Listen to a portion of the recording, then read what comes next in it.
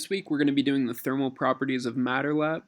Similar to all of the remote learning labs, it's going to be broken down into a couple sections. Namely, those are the physics at home section, and then we have two different simulator sections.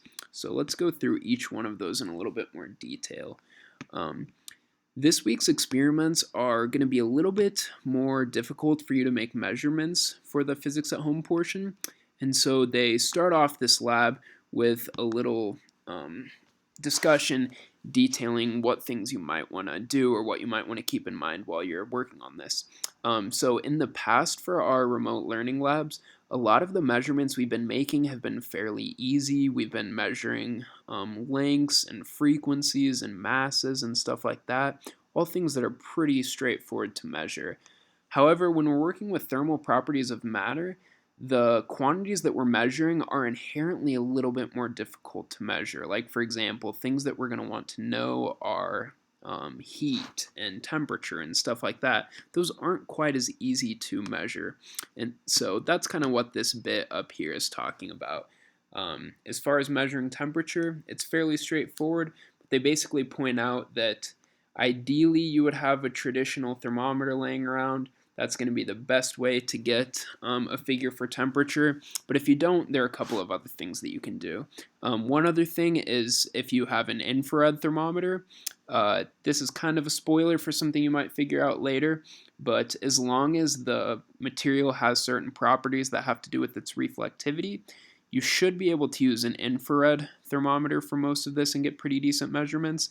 And then as sort of a last-ditch effort, you can always just note relative temperatures. If you sort of know what the temperature of an object is, you can touch that to an unknown object, or maybe hold that in one hand and hold the unknown object in the other hand, and get some sort of relative temperature scale.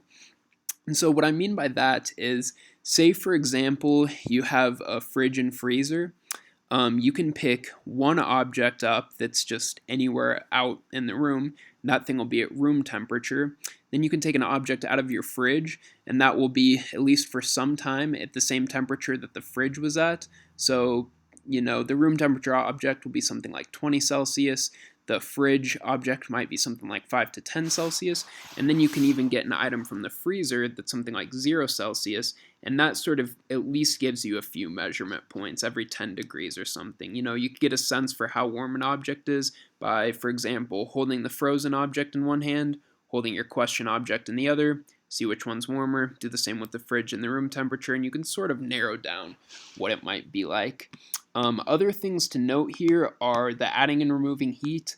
This is just a reminder that for this lab, you are sort of working with more heat and energy than you're used to. You might be doing things like boiling water or heating something up, whatever. So just be careful with that. Make sure if you have, the stove turned on, you're careful and you're always aware of what's touching that burner. If you're messing with, I shouldn't say messing, if you are using boiling water, make sure to practice basic safety. Try to keep the water not to the top of that vessel so it's spilling out. Stuff like that. Just be a little bit more careful this week maybe than most. Another bit to note is you can in some ways tune the insulating and conducting parameters of a material by using things that are thermally insulating or conducting. So for example, if you wanted to make some object a better conductor, you might wrap it in something thermally conductive like, I don't know, aluminum foil or any other metallic thing, or vice versa. If you want to make something thermally insulating, you might need to wrap it in a thermal insulator like styrofoam or paper towels or something like that. Cool. So for the physics at home bit, they have a big list of questions here that you can take a look at. But basically this week you will be designing an experiment that can test one or more of these questions here. Or if none of these do it for you, you can always, show some creativity and come up with your own experiment. But these things are sort of to get you thinking, and if you don't have, a good creative idea of your own, feel free to use any of these things. Remember when you're framing your own experiment, it's important to be objective about it. So you want to have a clear, defined purpose for this. You want to start off by stating a question. Hey, the point of this experiment is to measure the thermal conductivity of something. Then you want to briefly justify it or motivate why I should care what you're doing. Then you go ahead and go through your methodology, your results, and have some sort of discussion and a conclusion. Once you're done with the physics at home this week, you can move on to these simulation sections. The first one is states of matter and gas properties. The second one is heat, energy, and specific heat. So let's talk about the state of matter and gas properties first. These questions more deal with how we model different states of matter in different situations. And so the simulations and the questions will mostly be dealing with looking at the macroscopic and the microscopic point of view of some different things. And so let's see, the first simulation is the states of matter. All right, so for states of matter, you have a few parameters to change. You can change what atoms or molecules you're using. Neon and argon are atoms. The difference here is neon's lighter than argon. Oxygen and water are both molecules. The difference here is O2 is much more massive than water. Water has an AMU that's something like 18, at least a first order. Oxygen is something like 32, so it's about twice as heavy. For this simulation, you basically give it some initial starting conditions. You can either be a solid, a liquid, or a gas, and then you can apply heat or remove heat from the system through this bath here. So actually, let's kind of set the scene here. So right now, I have a bunch of liquid water sitting in here. If I heat it up, I'm going to keep imparting energy into this system. You can see the intramolecular movement is starting to get much higher. These things are bouncing into each other, spinning like crazy, and eventually they will just free up as gas molecules and break away from that liquid as a whole. Similarly, conversely, I can make this thing really cold, and eventually all of this stuff will coalesce into one solid object. In the interest of time, since I've been making these videos a little bit too long, I'm just going to let you use your imagination on that. But if you keep applying cold, this will coalesce into a liquid where it's still kind of bumping around, and then eventually it will turn into a solid where there's barely any molecular. Oh, here we go. So now it's a solid where there's really no intermolecular vibrations, and then as we trend towards absolute zero, this thing moves less and less. Cool. Let's look at the gas properties lab. Okay, so this one we won't need to go too crazy into because you should have taken a look at this thing last week, but just to remind you, this is our demonstration from last week. You start off with an empty cavity, you can put some particles into it, and basically once you have particles in this cavity, the things that we're going to be looking at are the relationships between temperature and pressure as you add or take away heat from the system. So when you add heat to the system, you can see the thermometer rising, you can see the number of collisions increasing, so the pressure is increasing, and then when you take heat away from this system, the exact opposite will happen. If you keep holding this cool down, just like in our last experiment, when this thing gets really, really cold, eventually these will all coalesce to a solid at the bottom. Okay. The last simulation in our states of matter and gas properties section is the thermal speed lab. So for this, we're just looking at the interplay between temperature, mass, and velocity. And so we know that temperature is going to be proportional to the kinetic energy. And so from that, we can sort of get some sense of how this should work. So of course, if you have something really, really light,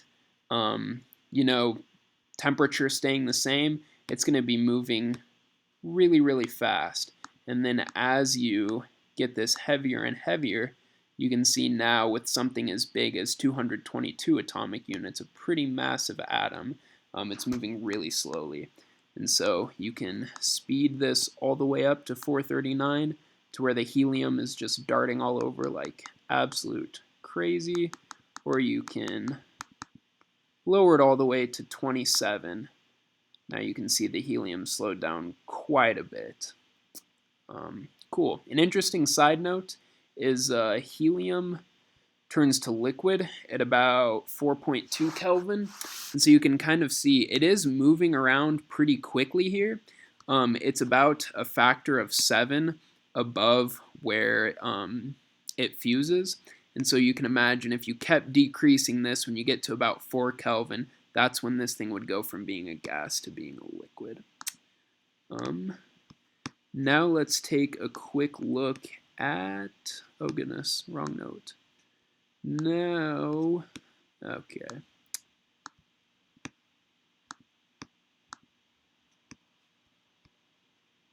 Okay. Now let's take a look at the heat, energy, and specific heat. So this section is going to be carried out exactly the same as the last bit, in the sense that you have a host of questions you can explore here, or you can be inspired by one of these questions and come up with your own cool question to look at. But again, you're going to be looking at these questions or coming up with your own, and then you're going to be using the simulations to design an experiment to actually carry that out. So let's go ahead and look at the simulations for this one. Okay, so for this, you can pretty much compare how two different materials absorb energy.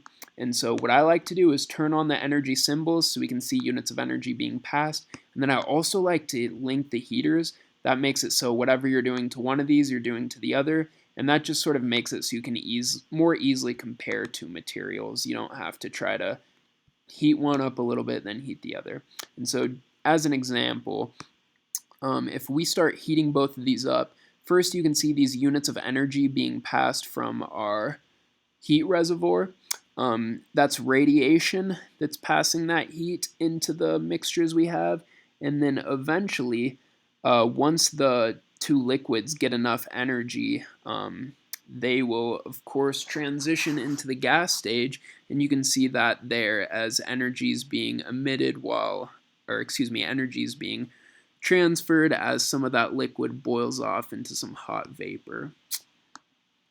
And then, oh goodness, I shouldn't have clicked out of that quite yet. So the other thing that we can look at is this system in which the energy undergoes a couple different transfers. So you start off with water, you spin this turbine, that turbine converts mechanical energy into electrical energy.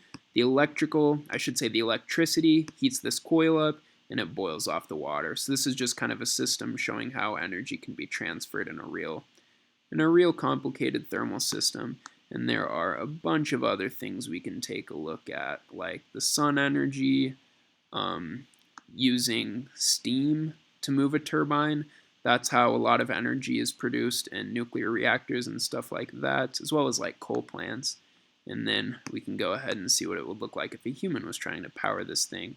Of course, now they're putting their chemical energy from the food they eat into their body doing exercise and then turning that into this mechanical energy that, again, ultimately generates electricity.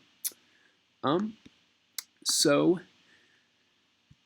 the very last simulation looks like this. You have a cavity that's broken into two chambers. Those chambers are disconnected by this barrier here. And then you have freedom to play around with a couple parameters for everything you can see here. So first, you can choose what atoms you're using, what element the atoms are, and this is going to be just like the other stuff we've been looking at. Basically, it varies from something really light like helium that moves super fast, then it just gets increasingly heavier all the way up to radon. You can change how dilute these things are by adding or taking away moles. So let's see, I made this one really concentrated, this one not concentrated at all. And now if there is some diffusion between the two, they'll sort of equilibrate. You can also change the relative temperatures of these two things. Get one side moving really fast. Get one side moving really slow. And then as far as this centerpiece goes, the barrier, you can change the material. You can change how deep it is into or out of the laptop screen, the height, and then the sort of left to right thickness here. Cool. Well, I think